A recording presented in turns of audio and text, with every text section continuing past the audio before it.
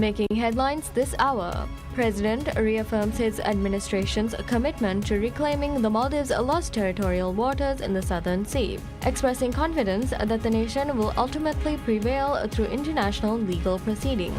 President says a comprehensive solution is required to address issues related to migrant workers, and such a resolution can be achieved only through the cooperation of everyone.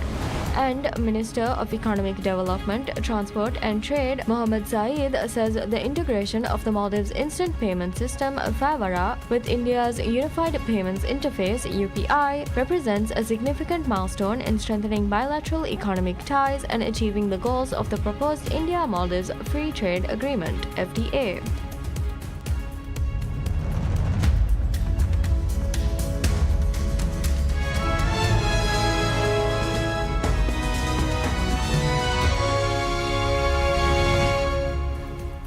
Bismillahirrahmanirrahim. Assalamu alaikum and welcome to PSM News in English. With me, Fatma Zaina Rifat. And now for the news in detail. President Dr. Mohamed Muiz reaffirms his administration's commitment to reclaiming the Maldives' lost territorial waters in the Southern Sea, expressing confidence that the nation will ultimately prevail through international legal proceedings.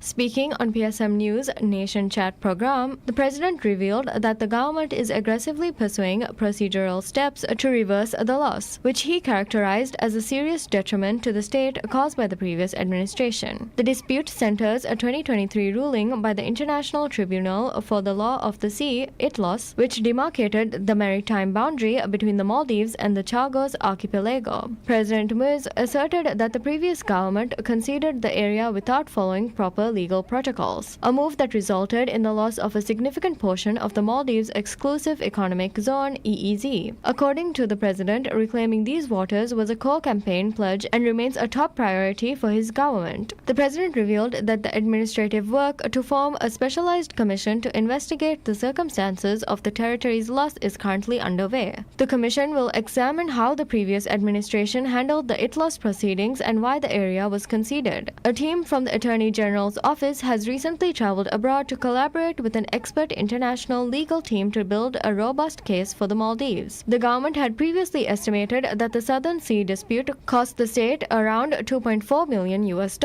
Following a comprehensive study submitted to the cabinet by the international legal experts, the government decided to officially submit the case to international agencies for review. President Muiz emphasized that the Maldivian people are well aware of the situation, noting that public dissatisfaction with the previous government's handling of the maritime boundary was a key driver in the last presidential election. He had previously warned that his administration intends to hold accountable all individuals involved in actions that led to the loss of the sovereign territory. President Dr. Mohamed Muiz says a comprehensive solution is required to address issues related to migrant workers, and such a resolution can be achieved only through the cooperation of everyone. President Muiz noted during the third episode of the program Nation Chat that the government is currently working under a policy framework addressing undocumented migrant workers. A significant number subject to removal have been repatriated over the past 2 years under the state enforcement, representing a record figure compared with previous years. Administrative efforts to catalog the resident migrant workforce has advanced, with biometric data collection nearly complete and only 1% remaining. Addressing the widespread issue of foreign nationals unlawfully operating commercial enterprises, President Muiz observed that Maldivian business owners frequently relinquish operational control for personal convenience, noting that local practices and recruitment challenges remain intertwined with the broader issue. State authorities sent back 12,552 individuals to their home countries by 13th June of this year, encompassing formal deportations and alternative removal mechanisms. Deportations primarily targeted foreign nationals unlawfully operating businesses and individuals holding incomplete documentation. Administrative procedures verify work permits, with valid permits rising to 208,937, while foreign nationals with captured biometrics and photographs surpass 200,000. According to Minister for Economic Development, Transport and Trade, Mohammed Saeed, the integration of the Maldives Instant Payment System, FAVARA, with India's Unified Payments Interface, UPI, represents a significant milestone in strengthening bilateral economic ties and achieving the goals of the proposed India-Maldives Free Trade Agreement, FTA. In a message shared on social media, Minister Saeed highlighted that the project, spearheaded by the Maldives Monetary Authority (MMA), is a crucial step forward in promoting a digital and financial cooperation between the two neighboring nations. Describing UPI as one of the world's largest and most widely used real-time payment networks, the minister noted that the link will make bilateral financial transactions faster, safer, and far more affordable than ever. He emphasized that the system will simplify personal remittances for citizens while creating new avenues for cross-border trade, tourism, and investment. Additionally, he added that the planned expansion of the system to cover merchant and business-to-business payments is set to reinforce economic ties, bolster the upcoming FTA, and unlock substantial opportunities for commercial communities in both countries. The cross-border payment service has initially been rolled out in partnership with the Bank of Maldives (BML) and the Maldives Islamic Bank (MIB).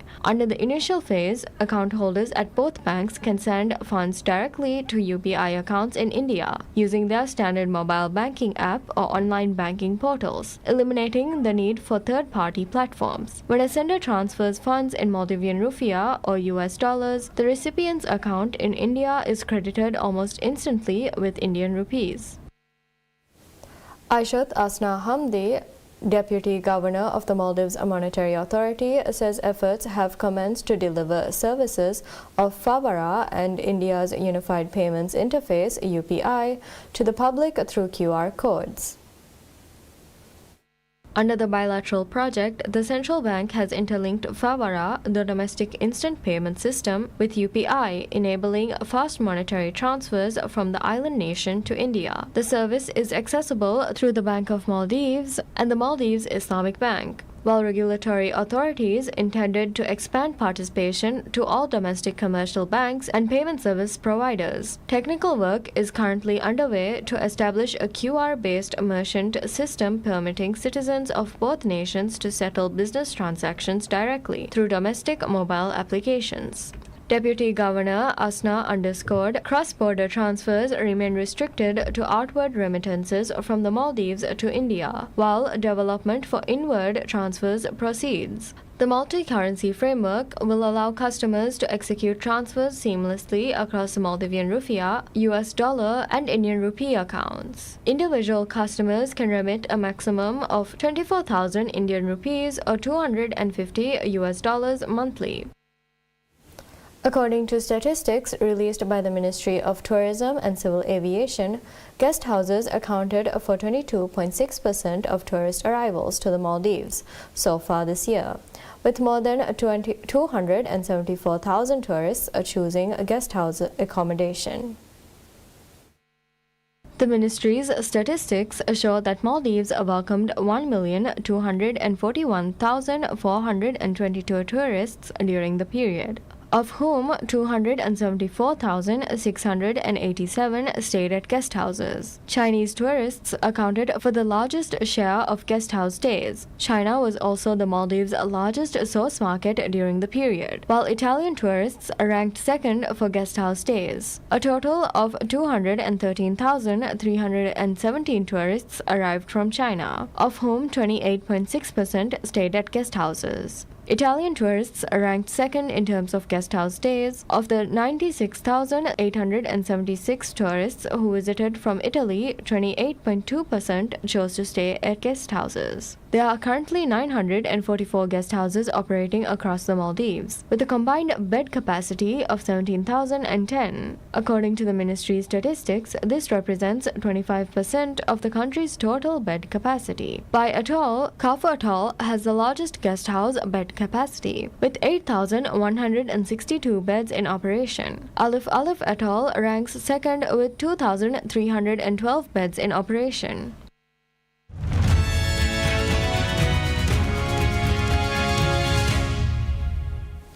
BP launches a formal sale process for its UK North Sea businesses as a new Chief Executive Officer, Meg O'Neill, accelerates a sweeping portfolio overhaul aimed at cutting debt and simplifying the oil major. A day earlier, British Prime Minister Andy Burnham said he planned to take a pragmatic approach to developing and using oil and gas resources in the North Sea, setting out his position after US President Donald Trump said the basin would open up. ExxonMobil, Chevron, ConocoPhillips, Shell, Total Energies, and Eni have all sold, merged, or otherwise reduced their operations in the aging basin in recent years as production falls. Smaller players and private equity-backed firms have been the buyers. BP, formerly known as British Petroleum, has worked in the North Sea for more than 6 decades and operates 5 major production hubs in the region, including the Clare oil field, the largest on the UK continental shelf. BP generated about 5% of its oil and gas output from the British North Sea last year, around 117,000 barrels out of a total of 2.3 million barrels of oil equivalent per day. Apple reports sales and profits that beat Wall Street expectations, fueled by its customers snapping up iPhones and MacBooks amid price increases across the consumer electronics sector. Apple said sales for its fiscal third quarter ended June 27th were up to 16.4% to $109.42 billion, compared with analyst estimates of a 15.5% rise to $108.65 billion.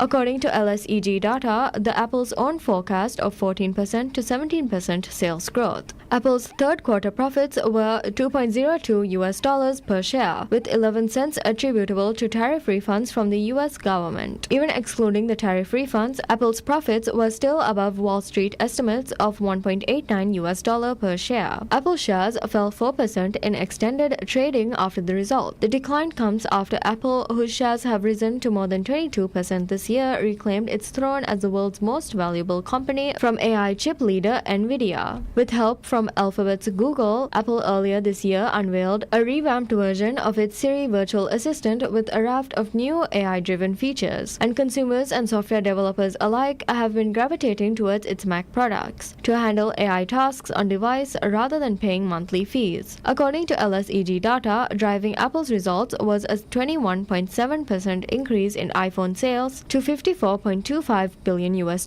above analyst estimates of $53.86 billion. The iPhone sales were Apple's best ever for a third quarter, when the phone sales typically begin to slow as customers anticipate new models during the fall. But this year, Apple customers are racing to snap up iPhones after global crunch in memory chip supplies prompted Apple to raise prices of Macs and iPads. Apple has so far spared its signature product, with Wall Street analysts increasingly expecting that Apple will hike iPhone prices around its annual fall launch event in September. Apple is also grappling with a supply chain strained by hundreds of billions of dollars of spending to build out AI data centers, leading to a thinly concealed conflict with longtime memory supplier Micron. Cook has previously noted shortages of both memory chips and the main processor of iPhones supplied by Taiwan Semiconductor Manufacturing Company. Apple said its gross margins, which have warned would come under pressure due to memory costs, were 50.1%, with Apple saying that tariff refunds contributed 2 points of that margin. Unlike its big tech rivals, Apple has been more cautious with its spending, declining to plow hundreds of billions of dollars into its own data centers. By comparison, Google has invested heavily in data centers and stunned investors with negative free cash flow. But Apple has also signaled that it may have upcoming capital needs of its own by ending its long-time goal of returning all of its cash to shareholders. According to LSEG data, Apple said that sales of Macs were up 28.7% to $10.35 billion,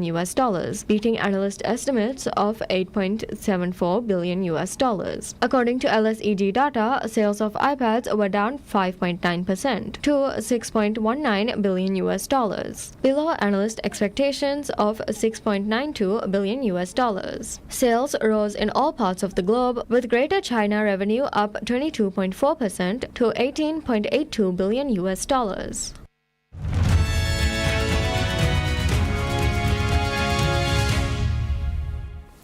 U.S. President Donald Trump says talks in Cairo between meditators and Hamas leaders have led to a phased disarmament agreement in Gaza. But a Hamas official described the deal as a draft, and U.S. officials said Israel was skeptical the Palestinian group would surrender its weapons.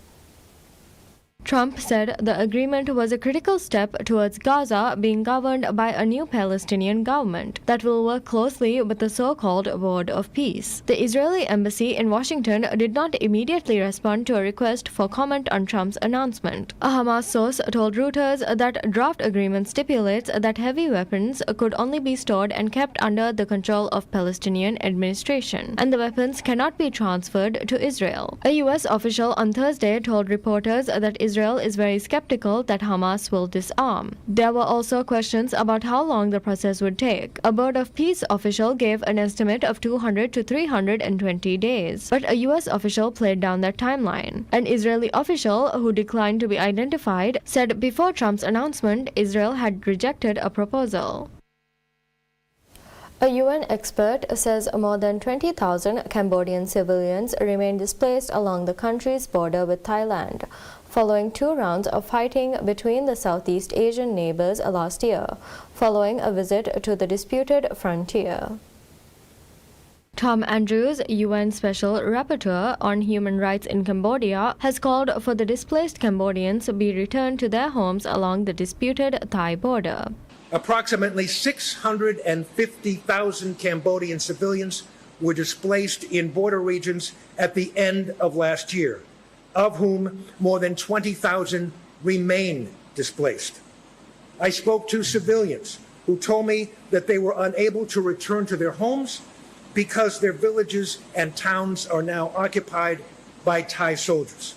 Thailand has previously denied the charge that it is illegally occupying Cambodian territory, claiming that it is following a bilateral ceasefire agreement. Border crossings between the neighbors remained closed. According to Andrews, the closing of the border crossings have deeply impacted Cambodia's economy and border communities that rely on trade of agricultural and other goods. The 27 December ceasefire agreement between Thailand and Cambodia stipulates that civilians be allowed to return to their homes and livelihoods safely and without obstruction. It is imperative that Thailand and Cambodia work together to expedite the return of displaced civilians. They need and they deserve to go home. Andrew also called on Cambodian authorities to crack down harder on scam centers, which has proliferated across parts of the country. According to Andrews, authorities have closed more than 600 scam locations, revoked or suspended the license of 29 casinos, and about 3,000 scam operators face criminal proceedings. However, he said the government hasn't yet acted against senior Cambodian officials and other influential individuals credibly linked to online scam operations. A Spanish Interior Ministry spokesperson says the number of people who died on Thursday, July 30th, trying to enter the Spanish enclave of Ceuta in North Africa rose to 18, as migrants rushed by sea and land from Morocco. Spain's Interior Ministry said on Friday that according to its estimates, some 49,000 migrants had crossed into the enclave of Ceuta in North Africa over the past 24 hours, as they rushed by sea and land from Morocco. Spain sent military and police reinforcements to Ceuta on Thursday after the surge. Ceuta, along with Melilla, another Spanish autonomous city in the northern Morocco, represents the European Union's only land border with Africa. Both cities periodically experience surges in attempted crossings by migrants seeking to reach Europe.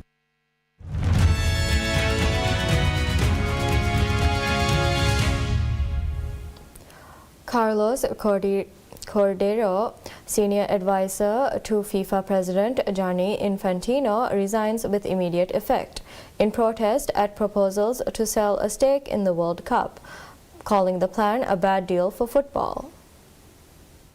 Cordero, a former banker and ex-US Soccer Federation president, handpicked to help grow world soccer for FIFA, announced his immediate resignation, saying he could not stand by while FIFA considers selling a stake in the World Cup. FIFA had proposed creating a $20 billion subsidiary, FIFA Forward Enterprise (FFE), to run the World Cup and its other events, with a stake of up to 20% to be offered to external investors. In his statement, Cordero questioned why FIFA would consider raising $4.2 billion by selling part of its most valuable asset, when the organization sits on billions of dollars in reserves and has no debt. His resignation comes as FIFA's 211th member associations face pressure to decide on the controversial proposal by September 19th, with Cordero saying they risk being left behind if they do not accept it. As senior advisor to the FIFA president, Cordero's remit was to advise FIFA on new strategic initiatives to grow the game at all levels. Announcing the appointment in 2021, Infantino said Carlos is the right person to advise us as we modernize our regulatory framework and grow the support in ways that advance football for men, women, and youth across the globe. Cordero built a long career in business and global investment banking in Europe, the Middle East, and Africa, and across Asia, advising governments and some of the world's greatest international companies. Inter Miami's new Brazilian midfielder Casemiro says at his unveiling that he still had the drive to be a winner after this move to the Major League Soccer club as a free agent, and he is looking forward to playing with Lionel Messi. The 34-year-old, who won 5 Champions League titles with Real Madrid and later helped Manchester United win the League Cup and the FA Cup, has joined on a deal through the 2027 MLS Sprint campaign, with an option to extend to June 2029. Casemiro, who featured for Brazil at the 2026 World Cup, thanked Inter Miami's ownership and said it was an honor to be able to play alongside Lionel Messi. Casemiro said he remained motivated by the pursuit of trophies despite leaving European football. He said Miami had been his preferred destination. The Brazilian added that he settled in well after his debut in the club's 1-0 victory against Montreal on Saturday and thanked supporters for their welcome.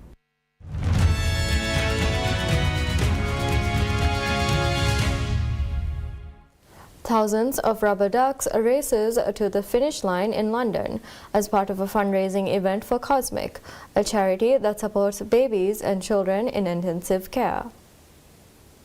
Regent's Canal turned bright yellow as buckets of rubber ducks were launched off a bridge and sent bobbing along the waterway, floating to the final destination. It's a unique event and it's a brilliant event for our community. We have lots of families and children and grandparents that we have within our Cosmic family, and they all get to be a part of it. So every duck is £4, but it's more than just a money-raising activity for us. It's also representative of the people that we've supported who want to come back and stay in touch with Cosmic and help us to continue Cosmic in the future. As the event unfolded, people on paddle boats and boats helped guide the ducks down a 100-meter stretch of the canal, while spectators watched the sea of floating toys. Now in its 10th year, the annual event allows revelers to sponsor a duck, with funds going to Cosmic. Each toy is geared with a unique number before the race begins, allowing for participants to track their entry. Spectator Katie Louise Barber said she loved the atmosphere and being involved. The person who sponsored the winning duck, which crossed the finish line first, claimed the top prize of Eurostar tickets, with runners-up getting cheers and claps of admiration. And that's all the news we have today. Thank you for watching PSM News.